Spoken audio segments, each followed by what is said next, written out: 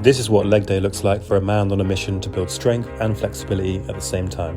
Before hitting the weights, I did 10 minutes of movement, fired up the glutes and opened up space on the hips, the ankles, the knees, the toes and my back. Honestly, my body felt terrible before this, so I've not trained for a while from being ill.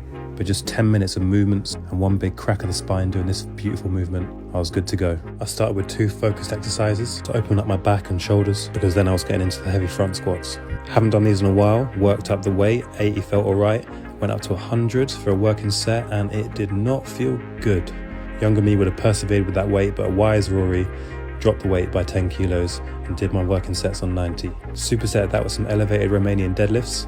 Great exercise building mobility and strength at the same time. And after my heavy lifting, it was into the mobility and stretching work. My goals at the moment are working towards front and middle splits. So I did a bit of work on my hip flexors and hamstrings, and then did 3 sets of each of holds with weights added to build strength. Done. अपनी जिंदगी का मैं खुद बादशाह हूँ, मुझे नहीं जरूरत 2 पल के सहारों की।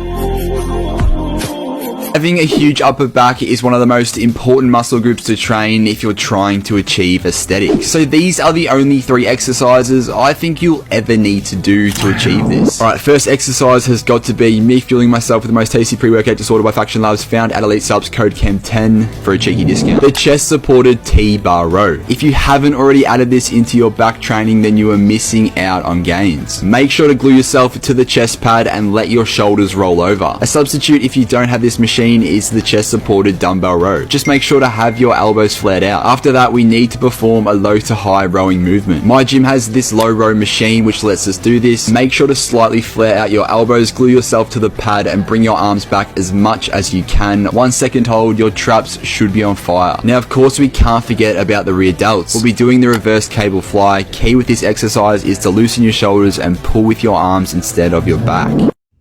What is this? What is this, please?